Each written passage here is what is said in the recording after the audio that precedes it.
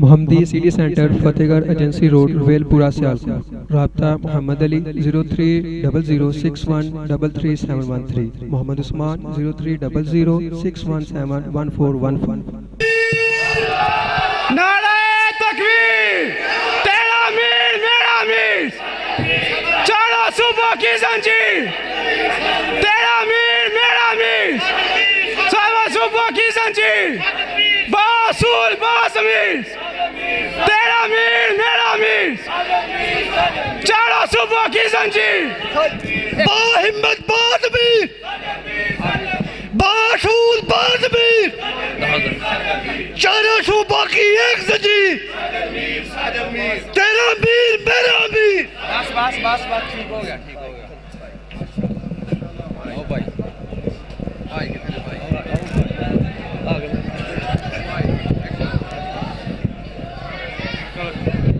حضرات نہایت محبت اور عقیدت سے تشریف رکھیں۔ ہمارے محبوب قائد روحانی باپ حضرت علامہ پروفیسر سینیٹر حافظ ساجد میر صاحب، امیر مرکزی جمعیت اہل حدیث پاکستان، الحمدللہ ثم الحمدللہ اپنی گوناگوں مصروفیات کو بالائے طاق رکھتے ہوئے پسرور شہر اور شہر پسرور کی اس تاریخی مسجد حضرت مولانا محمد رفیق خان پسروری رحمت اللہ تعالی علیہ، ان کی جہود طیبہ، ان کی جہد مسلسل اور ان کی محنت شاقہ کو خراج عقیدت اور خراج تحسین پیش کرنے کے لیے الحمدللہ ثم الحمدللہ حضرت امیر محترم نے ہمیں وقت بخشا۔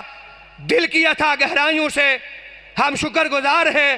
اللہ سبحانہ و تعالی حضرت امیر محترم کا سایہ تا دیر ہمارے سروں پہ سلامت فرمائے، بغیر کوئی وقت ضائع کیے انشاءاللہ اللہ کی توفیق سے بغیر کوئی وقت ضائع کیے میں زحمت دوں گا حضرت مولانا رانا محمد شفیق خان پسروری، پسرور کی شان، پسرور کی آن، ہمارا فخر، ہمارا ناز، پروردہ آغوش ولایت، جبل استقامت، جانشین حضرت علامہ شہید اور معتمد خاص حضرت علامہ میر جناب رانا محمد شفیق خان پسروری تشریف لاتے ہیں، اور حضرت امیر محترم کی تشریف آوری پہ ان کا شکریہ بھی ادا کرتے ہیں، خراج تحسین بھی پیش کرتے ہیں۔ ذرا اپنی بیداری کا ثبوت دیجئے، گلی کو چھوڑ کے سامنے تشریف لائیے، گلی چھوڑ دیجئے، سامنے تشریف لائیے، امیر محترم کے سامنے بیٹھ کے حضرت کی زیارت بھی کیجئے اور حضرت کے کلمات اور حضرت کے ملفوظات سے مستفید بھی ہو جائیے۔ تشریف لاتے ہیں حضرت امیر محترم کو خراج عقیدت اور شکریہ ادا کرنے کے لیے حضرت رانا محمد شفیق خان پسروری ایڈیشنل ناظم اعلیٰ مرکزی جمعیت اہل حدیث پاکستان۔ نعرہ تکبیر، پسروری صاحب قدم بڑھاؤ، پسروری صاحب قدم بڑھاؤ، حاجی سلام رانا شفیق خان پسروری صاحب۔ عبدالرحیم صاحب بچیاں سارے انہوں اندر بھیجو۔ نحمدہ و نصلی علی رسولہ الکریم۔ کل بھی آپ ساری رات علماء کرام کے خطابات سماعت فرماتے رہے ہیں، اور آج بھی رات کافی ہو چکی ہے۔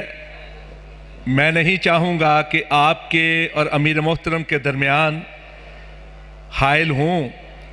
میں آپ سب کی طرف سے ترجمانی کرتے ہوئے میر کارواں حضرت قائد شاہین نگاہ حضرت العلام حضرت الامیر جناب سینیٹر پروفیسر ساجد میر حافظہ اللہ کا دل کی گہرائیوں سے شکریہ ادا کرتا ہوں کہ وہ یہاں تشریف لائے۔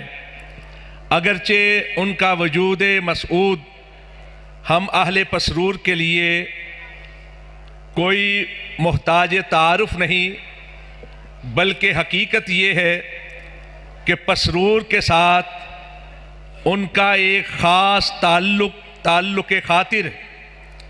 آپ میں سے اکثر لوگ جانتے ہیں اور جو نہیں جانتے وہ آج جان لیں کہ حضرت الامیر کا بچپن پسرور کے انہی گلی کوچوں میں گزرا ہے۔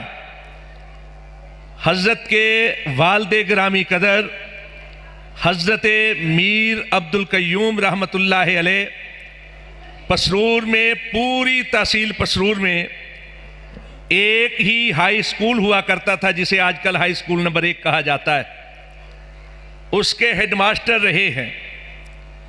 جب پاکستان بنا اس وقت بھی وہ یہاں ہیڈ ماسٹر تھے۔ امیر محترم نے 8ویں جماعت تک پسرور میں تعلیم حاصل کی ہے۔ پہلی بار یہاں نارمل اسکول بنا جسے ایلیمنٹری کالج کہا جاتا ہے، تو اس کے پہلے ہیڈ ماسٹر امیر محترم کے والد گرامی قدر ہی تھے۔ ان کی ریٹائرمنٹ کے بعد امیر محترم کے بڑے بھائی حضرت میر عبد الرؤف شہید رحمۃ اللہ علیہ وہ اس کے ہیڈ ماسٹر بنے تھے۔ پسرور کی سرزمین کے وہ لوگ جو پاکستان بننے کے بعد اور اس سے پہلے تحریک پاکستان کے دوران میں خدمات سر انجام دیتے رہے ہیں، وہ اگر زیور تعلیم سے آراستہ ہوئے تو حضرت میر عبد القیوم رحمۃ اللہ علیہ یعنی امیر محترم کے والد گرامی قدر کے مرہون منت۔ اور میں یہ بات بھی فخر کے ساتھ کہنا چاہتا ہوں اور آپ کو بتانا چاہتا ہوں کہ پاکستان کا واحد گھرانہ ہے امیر محترم کا جس میں تحریک پاکستان کے گولڈ میڈل 2 گولڈ میڈل حکومت پاکستان کی طرف سے ملے ہوئے ہیں۔ ایک امام الازہر حضرت شیخ التفسیر والحدیث حضرت مولانا محمد ابراہیم میر سیالکوٹی رحمۃ اللہ علیہ، اس وقت جب کہ کئی علماء کرام مولوی حضرات تحریک پاکستان کے خلاف تھے، پاکستان بنانے والی مسلم لیگ کے خلاف تھے، حضرت امام الازہر مولانا محمد ابراہیم میر سیالکوٹی نے 2 کتابیں تحریک پاکستان اور مسلم لیگ کی حمایت میں لکھی تھی۔ اس وجہ سے گورنمنٹ آف پاکستان نے تحریک پاکستان کا ایک گولڈ میڈل دیا۔ دوسرا گولڈ میڈل حضرت امیر محترم کے برادر نسبتی حضرت خواجہ محمد طفیل رحمۃ اللہ علیہ، ان کو تحریک پاکستان میں کام کی وجہ سے ملا۔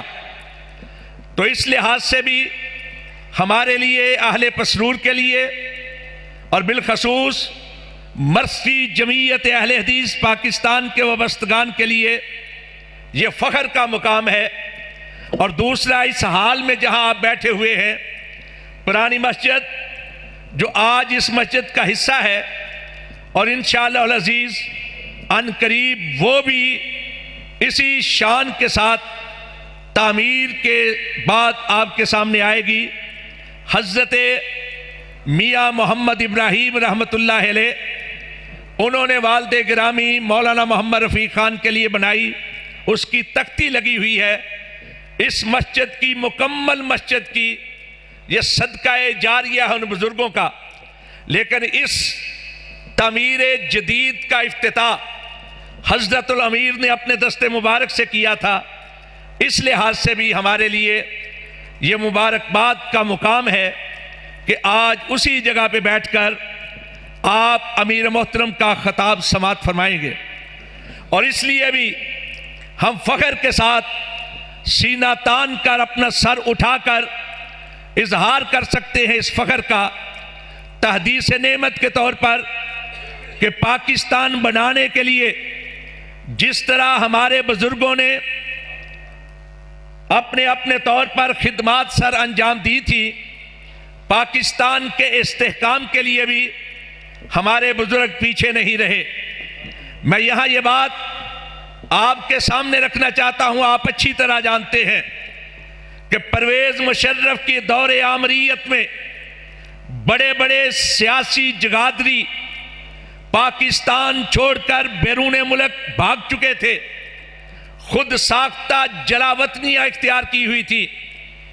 جب پرویز مشرف نے دونوں ایوانوں سے یعنی سینٹ اور قومی اسمبلی سے صوبائی اسمبلیوں سے اپنی خود ساختہ صدارت کا اعتماد کا ووٹ حاصل کرنے کی کوشش کی تو پاکستان مسلم لیگ جو اپوزیشن تھی پرویز مشرف کی اس نے بھی یہ فیصلہ کیا کہ ہم بائیکاٹ کریں گے. ایک ہی ووٹ پورے پاکستان میں صرف ایک ووٹ پرویز مشرف کے خلاف پڑا تھا اور ووٹ کسی اور کا نہیں ہمارے امیر میر کارواں حضرت الامیر جناب پروفیسر ساجد میر کا تھا. ایک ہی ووٹ پرویز مشرف کے خلاف پڑا تھا.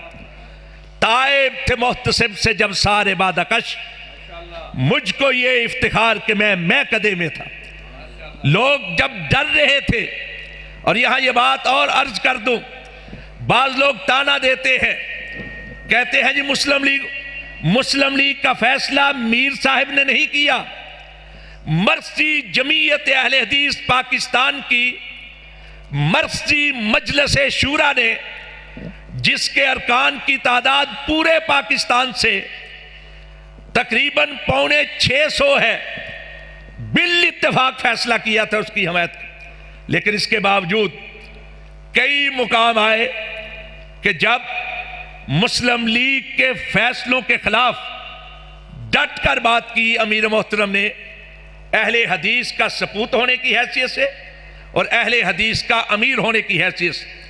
آپ جانتے ہیں کہ موجودہ پنجاب اسمبلی نے ایک خواتین بل پاس کیا تھا.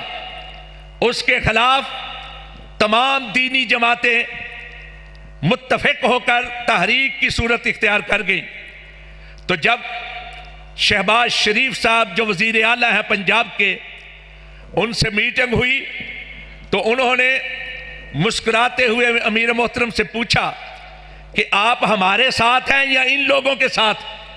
تو میر صاحب نے کہا میں اسلام کے ساتھ ہوں, دین کے ساتھ ہوں, اللہ اور اس کے رسول کے ساتھ ہوں. چنانچہ نعرہ تکبیر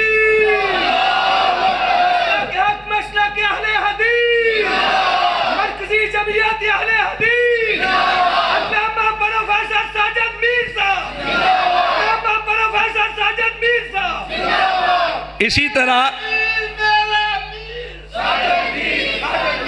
اسی طرح جنرل رحیل شریف کی موجودگی میں ضرب عضب سے پہلے جو میٹنگ ہوئی تھی میاں نواز شریف کی صدارت میں اور جس میں پاکستان کی ساری سیاسی جماعتیں موجود تھیں, جس میں عمران خان بھی تھا, جس میں چودھری شجاعت بھی تھا, اسفد یار ولی بھی تھا, ایم کیو ایم بھی تھی, تمام کی تمام سیاسی اور مذہبی جماعتیں موجود تھیں.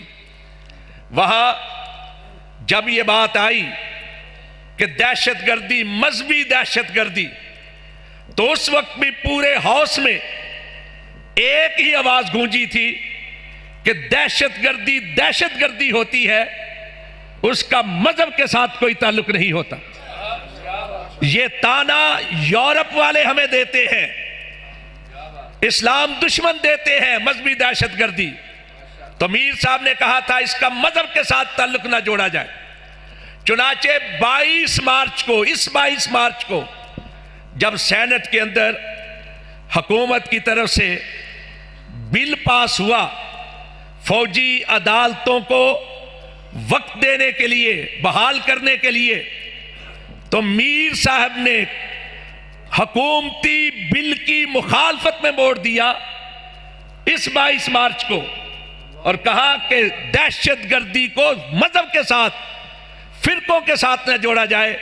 دہشت گردی ہے, سیاسی ہو, لسانی ہو, علاقائی ہو یا کسی اور قسم. تو حضرات ہم فخر کے ساتھ کہہ سکتے کہ اگر ہم نے پاکستان کے استحکام کے لیے ایک اچھی پارٹی سمجھ کر کسی کی حمایت کا فیصلہ کیا تھا تو ہم بالکل اس کے سامنے جھکے نہیں. جو شاعر ہے اسلام کے اس کے لیے بات کی. تو میں اس فخر کو آپ کے اور اپنے سر کا تاج بناتے ہوئے مسل کی لحاظ سے بھی پسروری ہونے کے حوالے سے بھی میں فخر محسوس کرتا ہوں کہ ہمارے ساتھ تعلق ہے امیر محترم کا اور ہم سارے کے سارے سپاہی ہیں حضرت امیر محترم کے انشاءاللہ العزیز. تو میں آپ کے اور ان کے درمیان زیادہ حائل نہیں ہونا چاہتا. ان کی ایک ایک بات ہمارے لیے سرچشمہ ہدایت ہے, مشعل راہ ہے, مشعل ہدایت ہے. غور سے سنیے, دلوں کے اندر اس کو جگہ دیجئے اور ایک فخر کے ساتھ تحدیث نعمت کے طور پر اللہ کا شکر ادا کرنے کے لیے کہ الحمدللہ الحمدللہ ہمیں فخر ہے. منہ کے سامنے تعریف نہیں کرنی چاہیے لیکن یہ حقیقت ہے. کسی بھی سیاسی اور مذہبی جماعت کے پاس, کسی بھی سیاسی اور مذہبی جماعت کے پاس ایسا قائد نہیں کہ جس کے پاس دینی تعلیم بھی ہو, دنیاوی تعلیم بھی. الحمدللہ کئی ایم اے کیے ہیں, دینی طور پر بھی, حافظ قرآن بھی ہے, فارغ التحصیل بھی ہے, اور الحمدللہ کئی سال سے ماہ رمضان میں تراویح کی امامت بھی کر رہے ہیں, قرآن پاک بھی سنا رہے ہیں. اور آج کی بات نہیں, آج سے نصف صدی قبل حدیث کی تشریح پر ترجمان الحدیث میں ایک سلسلہ جاری کیا تھا مضامین کا, وہ بھی کتابوں میں محفوظ ہے. اور عیسائیت پر جو کتاب لکھی ہے حضرت امیر محترم نے, عربی میں اور اردو میں, بلا مبالغہ کہہ سکتا ہوں کہ وہ عیسائیت کو سمجھنے کے لیے ایک مکمل انسائکلوپیڈیا ہے. تو میں اسی اللہ کے تشکر کے ساتھ فخر کرتے ہوئے امیر محترم سے گزارش کروں گا کہ وہ اپنے کلمات تبرک سے ہمیں نوازیں. حضرت امیر محترم. الحمدللہ رب العالمین والصلاة والسلام علی سید الانبیاء والمرسلین سیدنا و نبینا محمد وعلی آلہ و صحبہ اجمعین. اما بعد فاعوذ باللہ من الشیطان الرجیم. لقد من اللہ علی المؤمنین اذ بعث فیہم رسولا من انفسہم. واجب الاحترام علماء کرام, دوستو, عزیزوں, ساتھیوں, بزرگوں, عزیز مکرم رانا محمد شفیق خان صاحب نے پسرور سے میری ایک سے زیادہ نسبتوں کا ذکر کیا. میں اس میں تھوڑا سا اضافہ کرنا چاہتا ہوں. میں یہ سمجھتا ہوں کہ میری ابتدائی دینی اور مسلکی تربیت گھر کے علاوہ اور گھر والوں کے علاوہ, گھر کے بزرگوں کے علاوہ اور ان کے ساتھ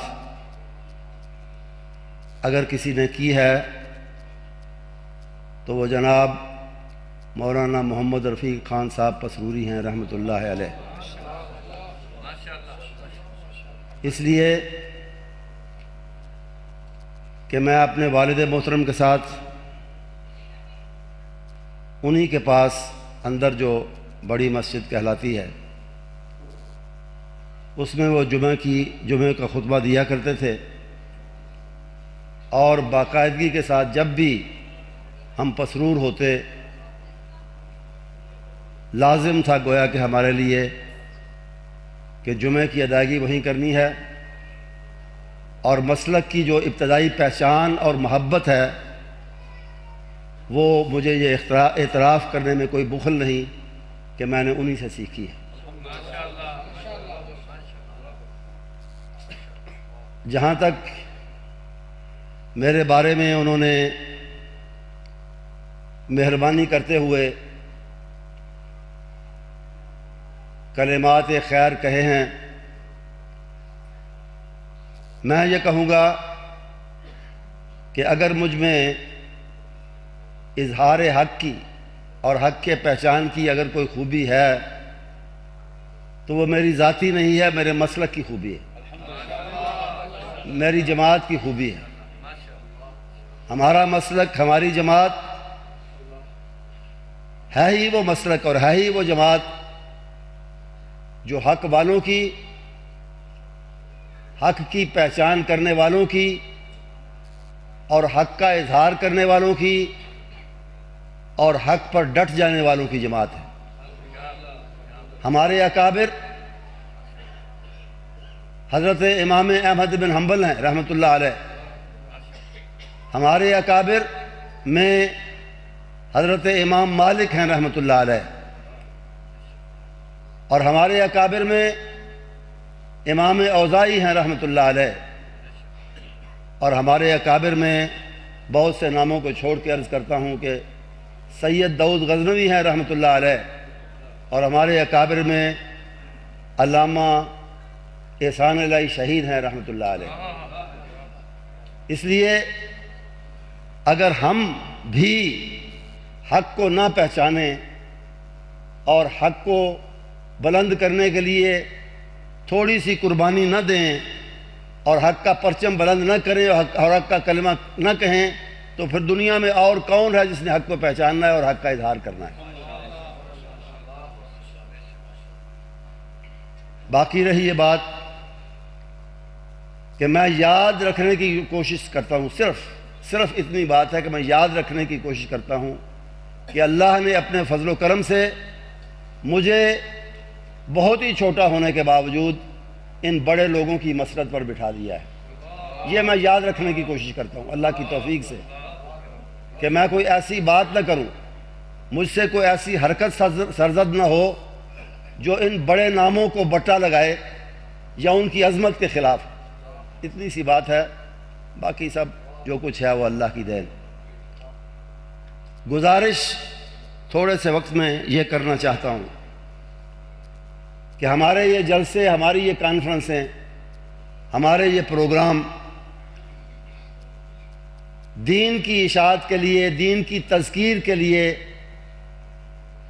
دینی احکام کی یاد دہانی کے لیے، قرآن و حدیث کے بیان کے لیے، سیرت طیبہ سے روشنی لینے کے لیے ہوتے ہیں، اس کی روشنی پھیلانے کے لیے ہوتے ہیں، اس کے علاوہ ان کا کوئی مقصد نہیں ہے۔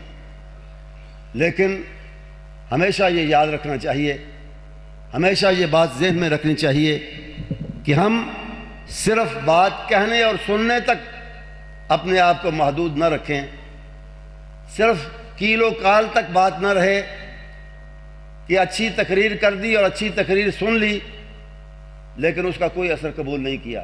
یہ اہل حدیث کا شیوا نہیں ہے اور نہیں ہونا چاہیے۔ ہمیں یہ جلسے اس لیے کرانے چاہیے اور اس لیے ان کو اٹینڈ کرنا چاہیے، اس لیے ان میں حاضری دینی چاہیے، اس لیے ان میں بیٹھنا چاہیے کہ ہم کچھ لے کر جائیں۔ نئی بات نہیں تو پرانی باتوں کی یاد دہانی ہوگی اور اس یاد دہانی کو حرز جاں بنائے، اپنے قلب و جگر کا، قلب و روح کا حصہ بنائیں، اس سے رہنمائی حاصل کریں اور اس پر عمل کرنے کی کوشش کریں۔ ہمارے اسلاف کا شیوا گفتار نہیں کردار تھا، عمل تھا۔ ہمیں بھی ان جیسا بننے کی کچھ نہ کچھ کوشش ضرور کرنی چاہیے۔ آج میں بات کرنا چاہتا ہوں رسول اکرم صلی اللہ علیہ وسلم کی ذات اقدس کی، ذات والا صفات کی، آپ کی سیرت کی کچھ جھلکیاں، اور اس کے ساتھ آپ کی محبت جو ہر مسلمان کے ایمان کا لازمی حصہ ہے، کیوں ہے اور کیسے ہونی چاہیے۔ محبت، حب رسول صلی اللہ علیہ وسلم کیوں ہے ہمارے دلوں میں، کیسے پیدا ہوتی ہے، اور اس کا اظہار عملی طریقے سے کس طرح ہمیں کرنا چاہیے، اس پہ تھوڑی سی بات کرنا چاہتا ہوں۔ اور اس سے پہلے رسول اکرم صلی اللہ علیہ وسلم کی شان اقدس میں ہدیہ عقیدت دو مختصر اشعار سے پیش کروں گا کہ میرے رسول کے نسبت تجھے اجالوں سے میں تیرا ذکر کروں صبح کے حوالوں سے، میرے رسول صلی اللہ علیہ وسلم کہ نسبت تجھے اجالوں سے میں تیرا ذکر کروں صبح کے حوالوں سے، نہ میری نعت کی محتاج ذات ہے تیری، نہ میری نعت کی محتاج ذات ہے تیری، نہ تیری مدح ہے ممکن میرے خیالوں سے۔ رسول اکرم صلی اللہ علیہ وسلم کو اللہ تعالیٰ نے وہ تمام لوازمات اور وہ تمام اسباب عطا فرمائے جو کہ دلوں میں محبت پیدا کرنے والے ہیں، دلوں کو کھینچنے والے ہیں، دلوں کے لیے کشش کا سبب ہے۔ محبت کا سبب حسن صورت بھی ہوتا ہے، اور حسن صورت کا جہاں تک تعلق ہے، رسول اکرم صلی اللہ علیہ وسلم سے سونا، آپ سے پیارا اور آپ سے حسین چہرہ اور آپ سے حسین جسم اور آپ سے حسین ذات اللہ تعالیٰ نے شروع سے لے کر آپ کی پیدائش تک نہ پیدا کی تھی، اور نہ قیامت تک ایسی ذات اور ایسا حسین کوئی پیدا ہوگا۔ وَأَجْمَلَ مِنْكَ لَمْ تَرَ قَطُّ عَيْنٌ وَأَحْسَنَ مِنْكَ لَمْ تَلِدِ النِّسَاءُ خُلِقْتَ مُبَرَّأً مِنْ كُلِّ عَيْبٍ كَأَنَّكَ قَدْ خُلِقْتَ كَمَا تَشَاءُ۔ شاعر نے اور دیکھنے والے نے دیکھ کر کہا کہ آپ تو لگتا ہے، محسوس ہوتا ہے کہ اس طرح بنائے گئے ہیں جس طرح آپ نے چاہا کہ میں اس طرح بنوں، جس طرح آپ نے چاہا کہ میں اس طرح بنوں۔ اور یہ کس نے کہا؟ شاعر نبوت، مداح نبی اکرم صلی اللہ علیہ وسلم حضرت حسان رضی اللہ تعالیٰ عنہ نے کہا، اور آپ کو دیکھ کر کہا اور آپ کے سامنے کہا۔ تو حضرات محترم، دیکھنے والوں نے پھر یہ بھی کہا کہ چہرہ تو چہرہ اذا ضحک یتلالأ نورہ فی الجدر، جب آپ ہنستے تھے، مسکراتے تھے، تو دیکھنے والے صحابی کہتے ہیں کہ ہمیں یوں لگتا تھا کہ دانتوں کی چمک دیواروں پر جا کے پڑ رہی ہے، اتنا حسین چہرہ۔ اور سیدہ عائشہ رضی اللہ تعالی عنہ جن کو سعادت ہوئی دن رات اور قریب سے دیکھنے کی، انہوں نے کہا وہ یوسف علیہ السلام کو دیکھنے والیاں، انہوں نے تو اپنی انگلیاں کاٹی تھیں، اگر میرے یوسف کو دیکھ لیتی تو پتہ نہیں اپنا پورا ہاتھ ہی، اپنا پورا بازو ہی کاٹ دیتی۔ حسین چہرہ، حسین جسم، اور ایسی شخصیت جو دل کو موہ لینے والی ہو، جو جسے دیکھ کے دل کے اندر قدرتی طور پر کشش پیدا ہو۔ ایک سبب تو آپ کی محبت کا یہ تھا اور یہ ہے، اور اس کے ساتھ پھر حسن کردار ایک اور سبب ہے۔ حسن صورت کے ساتھ حسن سیرت وہ دوسرا سبب ہے جس کی وجہ سے دلوں کے اندر کشش بھی پیدا ہوتی ہے اور دیکھنے والے محبت اور شوق بھی محسوس کرتے ہیں۔ جہاں تک سیرت کا تعلق ہے، اس کی تفصیل میں جائے بغیر اتنا ہی کہنا کافی ہے کہ یہ واحد کردار ہے، واحد سیرت ہے جس کی قسم، جس کی تقدس کی، جس کی پاکیزگی کی، جس کے حسن کی، جس کی بلندی کی قسم رب العالمین نے، رب عرش عظیم نے، رب قدوس نے کھائی۔ لعمرک انہم لفی سکرتہم یعمہون۔ آپ کی عمر کی قسم اور عمر کی قسم، رب قدوس پاک رب کبھی نہ کھاتا اگر خدا نخواستہ اس کے اندر کوئی معمولی سی قابل اعتراض چیز بھی ہوتی۔ اور دوسری بات، قرآن ہی سے شہادت آپ کی سیرت کی، فَقَدْ لَبِثْتُ فِيكُمْ عُمُرًا مِّن قَبْلِهِ افلا تعقلون۔ دو چیلنج رسول اکرم صلی اللہ علیہ وسلم نے اپنی زندگی میں اپنے مخالفوں کو، اپنے دشمنوں کو دیے۔ ایک چیلنج یہ تھا کہ اگر تم قرآن کو، میرے لائے ہوئے قرآن کو، میری معرفت اللہ کے بھیجے ہوئے قرآن کو، اگر تم اللہ کی کتاب نہیں مانتے تو تم بھی اس ایسی کتاب کو بنا کے لے آؤ۔ فاتو بکتاب مثل، اس طرح کی کتاب بنا کے لے آؤ، اور نہیں بنا سکتے، پوری کتاب بنانے سے قاصر ہو، فاتو بعشر سور مثلہ مفتریات، 10 صورتیں بنا کے لے آؤ، اور 10 بھی نہیں بنا سکتے، فاتو بسورۃ مثلہ، ایک ہی صورت بنا کے لے آؤ۔ تفاسیر میں اور تفسیر قرطبی میں خاص طور پہ لکھا ہے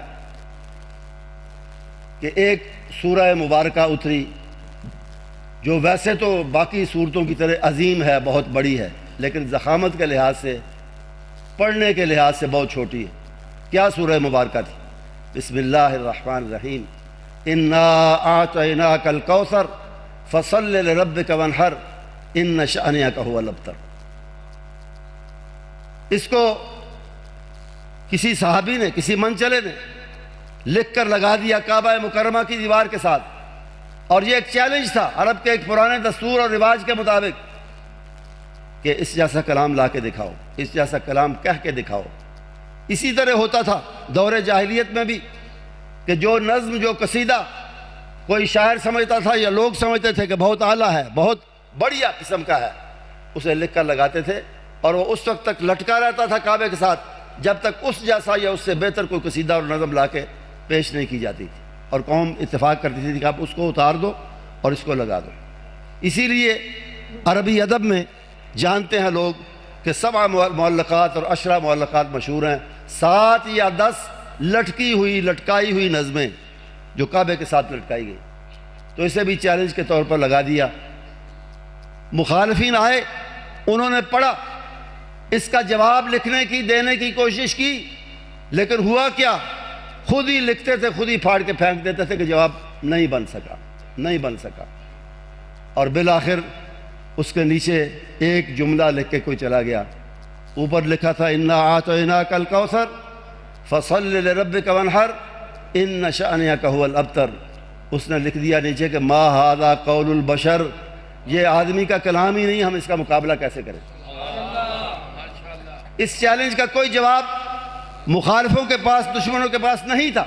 اور دوسرا چیلنج جو آیت کریمہ میں نے پڑھی ہے سورہ یونس کی کہ فَقَدْ لَبِثْتُ فِيكُمْ عُمُرًا مِّن قَبْلِهِ أَفَلَا تَعْقِلُونَ، آج میرا انکار کرنے والوں، میری نبوت کو تسلیم نہ کرنے والوں، کل تم خود اپنی زبان سے مجھے امین کہتے تھے، صادق کہتے تھے، سچا جانتے تھے، امانت دار کہتے تھے، آج کیا ہے کہ تم اللہ کے کلام کا انکار کرنے کے لیے میری ذات کا بھی انکار کر رہے ہو، میری نبوت کا بھی انکار کر رہے ہو۔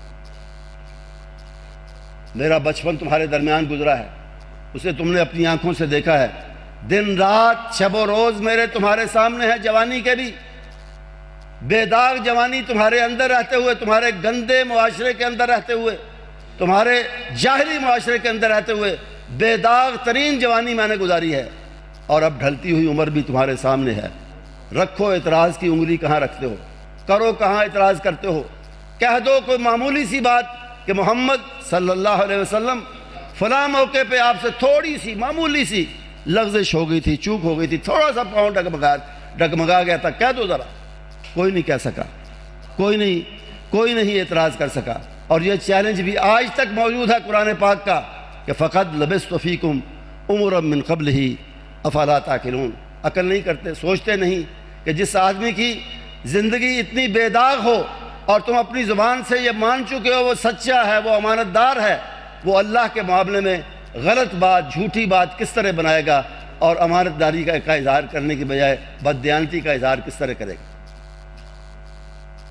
تو میں یہ عرض کر رہا تھا کہ یہ وہ کردار ہے جو دلوں کے اندر قدرتی محبت پیدا کرتا ہے، کشش پیدا کرتا ہے، صورت بھی اور سیرت بھی۔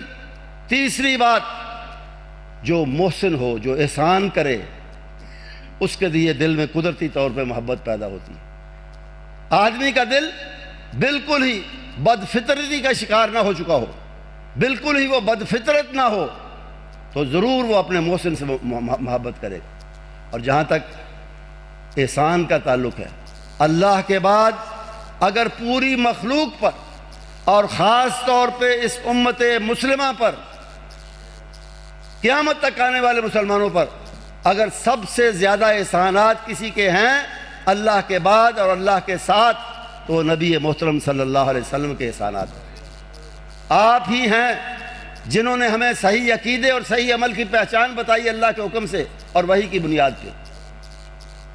عرب معاشرے کے حالات کیا تھے آپ جانتے ہیں، آپ سنتے رہتے ہیں۔ جہاں تک عقیدے کا تعلق ہے، اتنا گیا گزرا عقیدہ کہ اس کی مثالیں ایک چھوٹی سی کتاب ہے احوال العرب، بلوغ العرب فی احوال العرب، اور اس میں اس طرح کے واقعات لکھے ہیں کہ عرب لوگ سفر کے لیے نکلتے، اپنے ساتھ 3 اینٹیں یا 3 پتھر لے کے نکلتے۔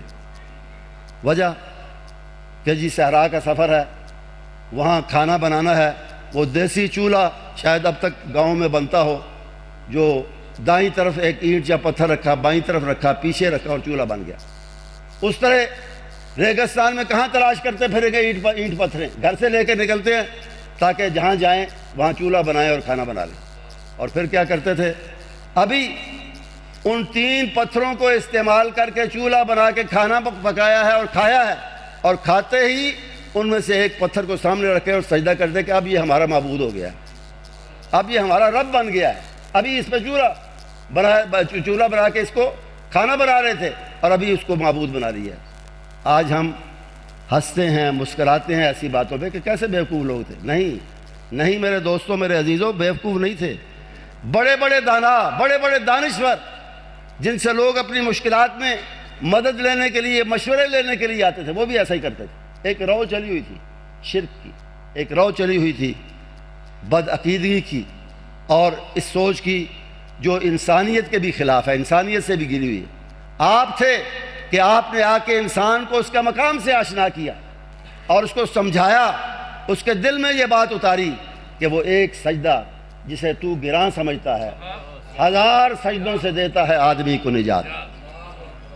یہ آپ کی دین ہے، اللہ کی توفیق سے، اللہ کی عنایت سے آپ نے ہمیں توحید کی اور سچے اور صحیح عقیدے کی پہچان بتائی ہے، یہی احسان کافی ہے۔ لیکن اس کے علاوہ عملی طور پر بھی جیسے قرآن نے کہا کہ یعلمہ الکتاب والحکمت ویزکیہم، ان گندے عقیدے اور گندے عمل والے لوگوں کو اس طرح پاک کیا کہ فرشتے بھی شاید اتنے پاک نہیں ہوں گے، اتنا پاک کیا کہ آج تک ساری دنیا، مسلمان تو مسلمان، ساری دنیا ان کی صداقت کی، ان کی شجاعت کی، ان کی عظمت کی، ان کی دیانت کی، ان کی امانت کی، ان کے انصاف کی، ان کے عدل کی، ان کے صراط مستقیم پر چلنے کی، ان کے کردار روشن اور واضح ہونے کی آج تک لوگ مثالیں دیتے ہیں اور آج تک اس کا اعتراف کرتے ہیں۔ وہ گڈریے، وہ چرواہے، ان کو ترقی کی، دنیاوی ترقی کی بلندیوں پر بھی آپ نے پہنچایا اور کردار کی بلندیوں سے بھی ان کو آشنا کیا۔ یہ آپ کی کنٹریبیوشن ہے انسانیت کے لیے، یہ آپ کا حصہ جو آپ نے ڈالا انسانیت کی بہتری کے لیے، اس جیسا اور کوئی حصہ پوری تاریخ میں نہیں ڈال سکا۔ اور یہ میں نہیں کہتا، عقیدت کی وجہ سے نہیں کہتا، حقائق کی بنیاد پر کہتا ہوں۔ انسائکلوپیڈیا بریٹانیکا حوالے کی بہترین کتابوں میں سے ہے، کوئی ریفرنس لائبریری اس کے بغیر مکمل نہیں ہوتی، کئی جلدوں میں یہ کتاب، اس کے ایڈیشن چھپتے رہتے ہیں۔ اس کے ایک ایڈیشن میں محمد صلی اللہ علیہ وسلم کے عنوان سے آپ پر جو مقالہ ایک غیر مسلم نے لکھا، اس میں یہ جملہ ہے کہ he is the greatest reformer in history, کہ تاریخ میں نبی اکرم صلی اللہ علیہ وسلم سب سے بڑے اصلاح کار ہیں، سب سے بڑے مصلح ہیں۔ آپ سے زیادہ انسانیت کی اصلاح اور انسانیت کی خدمت روحانی طور پہ بھی اور دنیاوی طور پہ بھی اور کسی نے نہیں کی ہے۔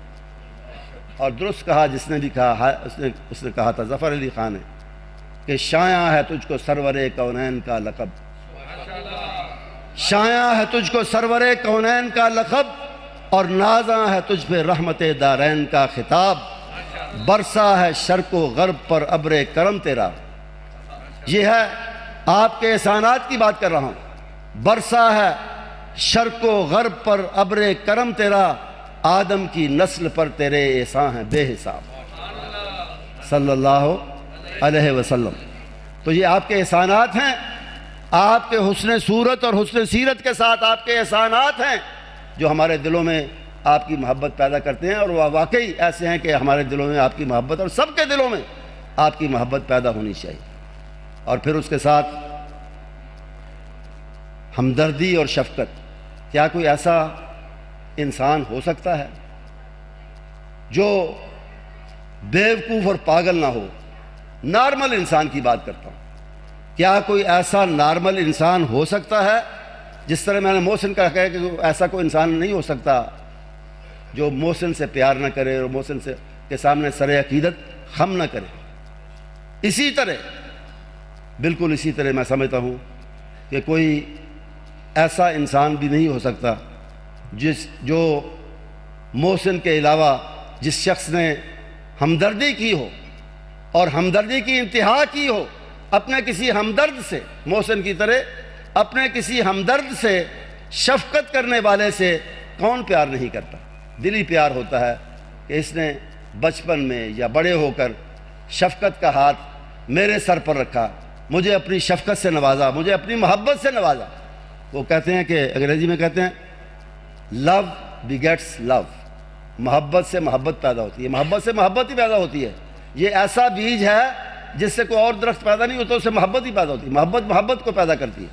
آپ مجھ سے محبت کریں گے تو میں انتہائی بدبخت ہوں گا اگر آپ سے محبت نہ کروں. یہ میرے بیٹے، میرے عزیز، میرے کارکن، میرے ساتھی، میرے رفقا مجھ سے محبت کرتے ہیں اور یہ جانتے ہیں اس بات کو، اور اللہ ان سے بہتر جانتا ہے کہ میرے دلوں میں بھی ان کی بہت زیادہ محبت ہے.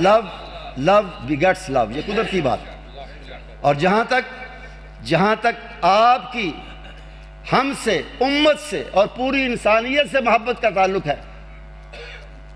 کوئی اس سے انکار نہیں کر سکتا. یہ آپ ہیں، آپ کی ڈیوٹی اللہ تعالیٰ نے لگائی تھی ابلاغ کی، تبلیغ کی، کہ میرا پیغام پہنچاؤ، اور ساتھ فرما دیا کہ ما انت علیہم بمسیطر، آپ کا کوئی ٹھیکہ نہیں ہے، آپ کو چوکیدار نہیں بنایا، نبی بنایا ہے، چوکیدار نہیں بنایا کہ ضرور ہر ایک کو کھینچ کر اسلام کی طرف لانا ہے. لیکن یہ آپ کی محبت تھی انسانیت سے، آپ کی محبت تھی امت سے، امت دعوت سے اور امت اجابت دونوں سے. آپ کی یہ محبت تھی کہ آپ نے ابلاغ اور تبلیغ میں اپنی جان کو کھپا دیا، حتیٰ کہ خود رب کو یہ کہنا پڑا کہ لعلک باخع نفسک الا یکونوا مؤمنین. ہم نے آپ کو نبوت کا اعلان کرنے اور نبوت کا پیغام پہنچانے کے لیے تو کہا تھا. یہ نہیں کہا تھا کہ پیغام پہنچاتے اپنی جان ہلکان کر لیں، لیکن آپ تو اپنی جان ہلکان کر رہے ہیں. آپ تو اپنی جان سے بھی دریغ نہیں کرتے، دن رات محنت کرتے ہیں اور محنت کے ساتھ دعائیں کرتے ہیں. اور پھر آپ نے بالکل درست فرمایا، 100% سے زیادہ درست فرمایا کہ انا آخذ بحجوزکم عن النار، تم اپنے گناہوں اور اپنے برے عقیدے اور برے عمل کی وجہ سے بھاگ کر جہنم کی طرف جا رہے ہو، بھاگ کر جہنم کی طرف جا رہے ہو. اور میری کوشش کیا ہے کہ میں کمروں میں ہاتھ ڈال کے، تمہاری پیٹیوں میں ہاتھ ڈال کے، کپڑوں میں ہاتھ ڈال کے تمہیں کھینچ کر جہنم سے پیچھے لے آؤں. اس سے بڑی ہمدردی کیا ہو سکتی ہے انسانیت کے ساتھ اور امت کے ساتھ. اور پھر بات کو ذرا مختصر کرتے ہوئے میں کہوں گا کہ آپ کی امت کے ساتھ محبت کا وہ پیغام جو صحیح مسلم میں ہے، اس سے بہتر کوئی اور بات کیا ہو سکتی ہے آپ کی محبت امت سے اور انسانیت سے ثابت کرنے کے لیے.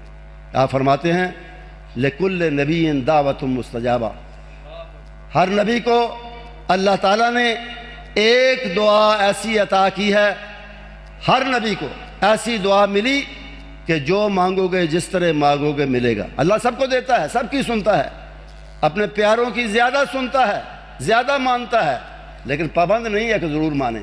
لیکن ایک دعا کے بارے میں کہا، ہر نبی کو کہا کہ جو مانگو گے، جس طرح مانگو گے اسی طرح ملے گا. اور پھر فرمایا کہ فَاسْتَعْجَلَ كُلُّ نَبِيٍّ دَعْوَةً، ہر نبی نے جلدی کی، یعنی دنیا ہی میں اپنی وہ خاص گولڈن پریئر، سنہری زرین دعا جس کی لازمی قبولیت کا وعدہ تھا، ہر نبی نے اپنی زندگی میں اسی دنیا کے اندر مانگ لی. لیکن بڑے پیارے الفاظ ہیں کہ وَاخْتَبَاتُ دعوتی، وَاخْتَبَاتُ دعوتی، میں نے اپنی اس دعا کو چھپا کے رکھا ہوا ہے، بچا کے رکھا ہوا ہے. اور کس کے لیے رکھا ہوا ہے؟ میرے دوستوں اور عزیزوں، میرے اور آپ جیسے گناہگاروں کے لیے رکھا ہوا، ان کے لیے بچا کے رکھا ہوا. اور یہ ذرا یاد کر لیں، ذہن میں تازہ کر لیں کہ کون کون سے وہ مشکل مقام ہیں جو آپ کی زندگی میں نہیں آئے. بدر کے موقع پہ اللہ سے رو رو کے مانگا، فتح مانگی، نصرت مانگی، دشمنوں کی ذلت اور شکست مانگی. علیحدہ ایک جھونپڑی میں، ایک عارضی جھونپڑی میں کھڑے ہو کے اللہ سے آہوزاری سے دعا کی، حتیٰ کہ حضرت ابوبکر آئے رضی اللہ عنہ اور فرمایا کہ حضور آپ کا رونا دیکھا نہیں جاتا، اب آپ بس کریں، اللہ تعالیٰ آپ کی دعا ضرور سنے گا. دعا مانگی لیکن اس ذرنی دعا کا حوالہ نہیں دیا، اس ذرنی دعا کا حوالہ نہیں دیا کہ یا اللہ تیرا وعدہ ہے ایک دعا ضرور قبول کرے گا، آج کر لے۔ اس سے پہلے طائف کے کا مشکل مقام آیا جب وہاں کے سرداروں نے اوباش لڑکے آپ کے پیچھے لگائے، اور حال یہ تھا کہ آپ کو پتھر مارتے تھے، کنکر مارتے تھے، اور جب آپ تھک کے بیٹھتے تھے یقیمونہ یازدونہ و یقیمونہ و یرمونہ بالحجارہ، یعنی آتے تھے آپ کی بغلوں میں ہاتھ ڈال کے زبردستی اٹھاتے تھے، پھر چلنے پر مجبور کرتے تھے، پھر پتھر مارتے تھے۔ اس حال میں بھی فرشتہ بھی آیا، اس نے بھی کہا آپ اشارہ کریں، میں اللہ کے حکم سے آیا ہوں، اپنی مرضی سے نہیں آیا، آپ اشارہ کریں، میں ان دو پہاڑوں کے درمیان، طائف کے دائیں بائیں جو پہاڑ ہیں ان کے درمیان اس بستی کو پیس کر رکھ دوں گا۔ فرمایا نہیں، اللہم اہد قومی فإنہم لا یعلمون، یہ جانتے نہیں، یہ بے خبر ہیں کہ میں کیا ہوں اور ان کے فائدے کی بات کر رہا ہوں، اے اللہ ان کو معاف کر دے اور ان کو ہدایت عطا فرما۔ ان کے لیے بھی دعا کی، دشمنوں کو ہی دوستوں ہی کو دعا سے نہیں نوازا آپ نے، دشمنوں کو بھی نوازا۔ تو یہ طائف کا مقام بھی آیا، آپ نے وہ دعا وہاں بھی استعمال نہیں کی۔ شیب ابی طالب 2 سال سے زیادہ عرصہ آپ معذور رہے، آپ کے ساتھی معذور رہے، اور نوبت یہاں تک پہنچی، یہاں تک بھی ہوا کہ بھوک مٹانے کے لیے بائیکاٹ تھا پوری قوم کی طرف سے، قریش کی طرف سے، غذا کا ایک دانہ نہیں پہنچنے دے رہے تھے۔ اس حال میں یہ بھی وقت آیا کہ وہ جو نیچے بچوں کے نیچے موم جامے جسے ہم کہتے ہیں وہ بچھاتے ہیں پیشاب وغیرہ سے بچانے کے لیے بستر کو، وہ چمڑے کے ٹکڑے جو بچوں کے نیچے بچھائے جاتے تھے، لوگوں نے وہ بھی آگ پر بھون کے کھائے اپنی بھوک مٹانے کے لیے۔ لیکن اس حال میں بھی آپ نے اس دعا کو استعمال نہیں فرمایا۔ کیوں کیا؟ کیوں؟ آخر کیوں؟ وقت طوات و دعوتی شفاعتا لامتی، شفاعتا لامتی، اپنی امت کی شفاعت کے لیے میں نے اس کو بچا کے رکھا ہوا۔ دوستوں اور عزیزوں، ایسے پیار کرنے والے نبی سے کون پیار نہیں کرے گا صلی اللہ علیہ وسلم۔ لیکن پیار کرنے کا طریقہ کیا ہے؟ میں مختصر کرتا ہوں بات کو۔ پیار کرنے کا طریقہ کیا ہے؟ ایک تو یہ ہے کہ ہم اہل حدیث ہیں، ہمیں سب سے زیادہ کثرت کرنی چاہیے درود و سلام کی، پیار کا عملی طریقہ یہ ہے۔ اور دوسرا اس کا طریقہ ہے اطاعت، فرما برداری۔ اگر نبی سے پیار ہے تو نبی کی بات مانو، اگر نبی سے محبت ہے تو آپ کی اطاعت کرو۔ ان المحب لمن یطیع لمن یحب مطیع، ان المحب لمن یحب مطیع، محبت کرنے والا اس کا تو انداز یہ ہوتا ہے، اس کی جو عادت ہی یہ ہوتی ہے کہ وہ جس کو پیارا سمجھتا ہے اس کی بات بھی مانتا ہے۔ یہ نہیں ہو سکتا کہ پیارا سمجھے باپ کو، ماں کو، بڑے کو، کسی کو، اور اس کی نافرمانی بھی کرتا رہے اور مسلسل کرتا رہے، یہ نہیں ہو سکتا۔ تو ہمارے لیے محبت کے بغیر نہ ہمارا ایمان مکمل ہے، نہ ہمارا جسم و جان مکمل ہے نبی اکرم صلی اللہ علیہ وسلم کی محبت کے لیے، محبت کے بغیر۔